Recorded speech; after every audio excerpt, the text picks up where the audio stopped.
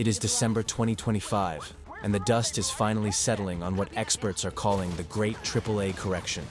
For a decade, the giants of this industry chased a singular vision: games that looked like Hollywood movies, priced like luxury goods, and designed to live forever as digital storefronts. But as we look at the wreckage of titles like Concord, which lasted exactly 2 weeks before being pulled from shelves, and the recent catastrophic reveal of Highguard at the 2025 Game Awards, it's clear that the bigger is better philosophy has hit a brick wall. Highguard was supposed to be the industry's redemption arc, but when fans saw the same hero shooter tropes and the same developers who fumbled the previous year's biggest flops, the message was clear: the audience has moved on. According to recent industry analysis from GDevelop, the rift between what players want and what CEOs are selling has never been wider. While the big studios were obsessed with ray tracing and skin density, a different kind of revolution was happening in the shadows. We call it the pixel renaissance. Look at Balatro. It's a game about poker.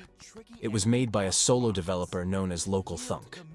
It doesn't have 4K textures or a motion-captured cast of celebrities. Yet it was nominated for Game of the Year in 2024, against projects with 1,000 times its budget. Why? Because it focused on the one thing AAA forgot: the core loop. In the indie world, constraints aren't a hindrance, they are a superpower.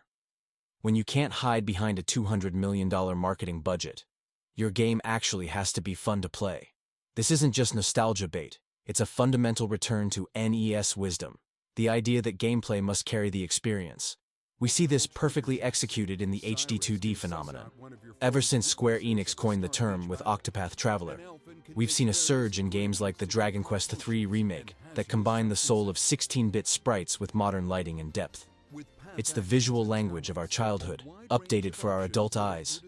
Compare the soul-crushing failure of The Crew, a game people paid for, only to have the servers killed and their access revoked, to the enduring legacy of Stardew Valley.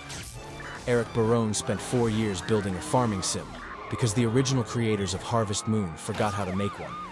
10 years later, it is still more relevant than almost any live service shooter on the market. The lesson of 2025 is simple. Players don't want to watch a movie they half-play. They want a game they can't put down. Whether it's the high-speed bullet heaven of Vampire Survivors or the precision platforming of Celeste, indies have proven that if you respect the player's time and intelligence, you don't need $1 billion to change the world.